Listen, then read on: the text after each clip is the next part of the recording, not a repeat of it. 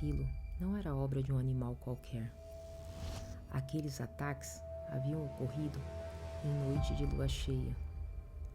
Pela primeira vez, nosso povoado estava sofrendo o ataque de um lobisomem. Olá, sejam bem-vindos ao canal Resenha Sobrenatural. Se você gosta de histórias sobrenaturais, se inscreva, ative o sininho e deixe seu like, pois este é o canal certo para você. Olá, meu nome é José Antônio. Gostaria de contar os fatos que aconteceram quando eu estava na casa dos 20 anos. Hoje em dia, tenho 83. E pedi ao meu neto que escrevesse a história para poder enviar para vocês. Eu morava no povoado de Traiocas, no interior de Alagoas. Nosso povoado era pequeno, tinha menos de 500 pessoas morando por lá naquela época. Morava com meus pais e meu irmão, e trabalhava na roça. Era uma vida difícil, porém nunca chegou a nos faltar comida à mesa. Não cheguei a frequentar a escola, pois desde bem pequeno comecei a trabalhar, e isso consumia o dia inteiro. Lá no povoado tinha um senhor chamado João, conhecido por seu Joãozinho. Era um homem por volta dos seus 65 anos, e era muito querido por todos. Era considerado uma pessoa muito sábia, pois sempre ajudava quando podia, e também por ter bons conhecimentos, ensinava às crianças o básico sobre ler, escrever, as continhas de soma, adição, divisão e subtração. Foi com ele que acabei aprendendo o pouco que sabia, e isso me ajudou muito. Gostávamos muito dele. Ele era viúvo, tinha 2 filhas já casadas e com filhos que moravam na Paraíba. De tempos em tempos, ele viajava para visitá-las. Tínhamos também no povoado uma igrejinha. Meus pais eram muito religiosos, então nossos domingos eram sempre reservados para ir à igreja. O padre, Sr. Manuel, estava lá há uma vida. Ele me batizou logo depois que nasci e já estava contando perto dos 70 anos quando dos ocorridos. Bem, eu tinha uma paquera naquela época, Marianinha, filha de um pequeno comerciante, onde sempre ia comprar as coisas de casa. A moça tinha 16 anos quando a conheci. Logo me encantei por ela e ela por mim. Mas seu pai não era muito favorável a que tivéssemos qualquer tipo de relacionamento. Ele achava que por ela ser muito bonita, e era realmente de uma beleza que se destacava entre todas as outras moças que ali viviam, ela conseguiria um partido muito melhor que eu, que poderia lhe dar uma condição de vida melhor. Confesso que entendi o lado dele, afinal de contas, ele queria o melhor para ela. Porém, eu não conseguia ficar longe. Até que consegui me encontrar com ela fora das vistas dele. Então começamos ao que chamávamos de namorar escondido. Naqueles tempos não mantínhamos nenhum contato físico, apenas conversávamos ou trocávamos cartas. Os contatos físicos só eram permitidos após o casamento. Até para pegar na mão, tinha que ser na presença de um parente que estivesse supervisionando o namoro. Falando um pouco mais sobre o nosso povoado, tínhamos uma pequena delegacia de polícia, que tinha 2 policiais apenas, que estavam ali mais para resolver brigas de vizinhos por roubo de galinha ou briga de bar, do que qualquer crime de verdade. Até ali eu nunca tinha ficado sabendo de nenhum crime grave, alguém que tivesse tirado a vida de ninguém ou algo do tipo. As encrencas que ocorriam eram na maioria causadas pelos homens após tomar uns copos a mais de cachaça. Tinha um homem lá que gostava de arrumar brigas após beber. Na maioria dos ocorridos ele estava envolvido, e os policiais já sabiam quem procurar quando alguma confusão surgia. O nome desse homem era Francisco, conhecido por Chicão. Ele não havia nascido no povoado, havia vindo de outro lugar que ninguém sabia ao certo. A história que rolava era de que ele havia se envolvido com uma mulher casada e o marido dessa, junto a uns amigos, havia lhe dado uma baita surra. E este havia fugido de lá por medo de morrer. Aí chegou no nosso povoado todo metido a machão. Estava ali há pouco tempo, menos de 6 meses, mas já era bem conhecido. Tínhamos mais algumas pessoas interessantes por lá, mas não dá para falar de todas, demoraria muito tempo.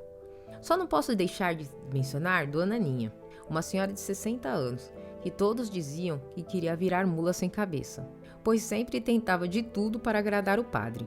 Estava sempre presente em todas as missas, sempre se oferecia para ajudar nos cuidados com a igreja e com a casa do padre. Cozinhava para ele, era muito dedicada. Ela havia ficado viúva muito nova. Seu marido havia falecido quando ela tinha apenas 30 anos. Faleceu de uma doença que na época não era diagnosticada corretamente, mas que hoje em dia diria ser câncer. Desde então, ela nunca mais se casou e vivia no povoado sozinha, trabalhando, e passou a se dedicar mais à igreja. O sossego habitual de nosso povoado foi abalado quando coisas estranhas começaram a acontecer. Primeiro, foram algumas galinhas que apareceram mortas nos galinheiros. Melhor dizendo, o que sobraram delas. Mas não simplesmente mortas, estavam estraçalhadas, como se algum animal as tivesse pego de várias de uma vez e as mastigado, uma cena bem feia. Depois disso foram os cachorros, que começavam a latir no meio da noite, e alguns apareciam machucados no dia seguinte. Até ali, pensamos que poderia ser algum tipo de animal selvagem. Mas tudo complicou quando um casal foi atacado. Eram 2 jovens que moravam lá, e pelo que ficamos sabendo depois do ocorrido, estavam se encontrando à noite escondidos de seus pais. Infelizmente, nenhum dos 2 sobreviveu para contar o que havia acontecido. Ambos foram encontrados estraçalhados com várias mordidas e marcas de garras no que sobrou de seus corpos. Aquilo causou uma briga horrível entre as 2 famílias. Uma culpava a outra pelo que tinha acontecido, sendo que não era culpa de ninguém, afinal nada daquele tipo havia acontecido antes. Por mais que eles pudessem estar fazendo algo errado, não tinha como imaginar que essa tragédia ocorreria. A polícia estava perdida. Como eu disse, eles nunca tinham lidado com um caso nem perto desse. Não sabiam nem o que fazer para descobrir que animal poderia fazer aquilo. O pavor começou a tomar conta de todos. Por ser um povoado no Nordeste, o dia começa bem cedinho, com os raios de sol já forte às 5 horas da manhã, e a escuridão começa a cair pouco depois das 5 horas.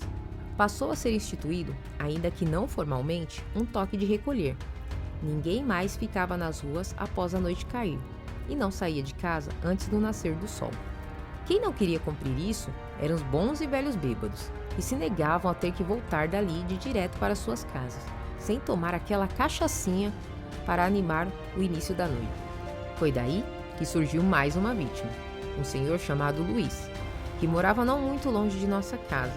Ele tinha esposa e 3 filhos. Depois de ter terminado seu dia de trabalho, foi para o bar de São Antunes, mas esse não queria atender mais ninguém após escurecer. Assim, só deixou seu Luiz tomar um gole e o pôs para correr, dizendo a esse que fosse logo para casa. Mas o homem, teimoso que só, não foi para casa. Ficou bravo que seu Antunes o tivesse mandado sair e ainda disse para ele que ele não tinha medo de bicho nenhum e que quem decidia a hora para ele ir para casa era ele mesmo. Bem, daí não se sabe muito do que ocorreu, pois como ele não apareceu em sua casa, sua mulher ficou desesperada, mas não saiu para procurá-lo durante a noite, pois não ia deixar seus filhos sozinhos em casa. Pela manhã, saiu procurando e pedindo ajuda, até que encontraram-no.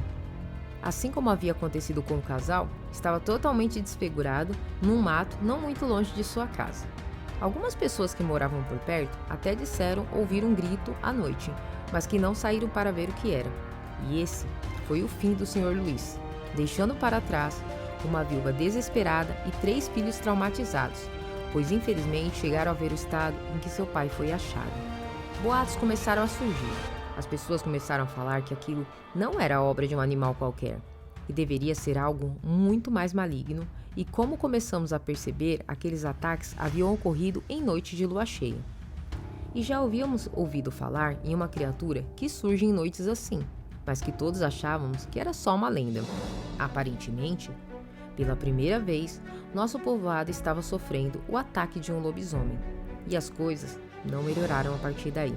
O que aconteceu na próxima lua cheia marcou ainda mais nosso povoado, pois agora a vítima era alguém que todos já estavam acostumados, e apesar das brincadeiras, todos gostavam. E a partir daí, a caçada pelo lobisomem de Traiocas começou.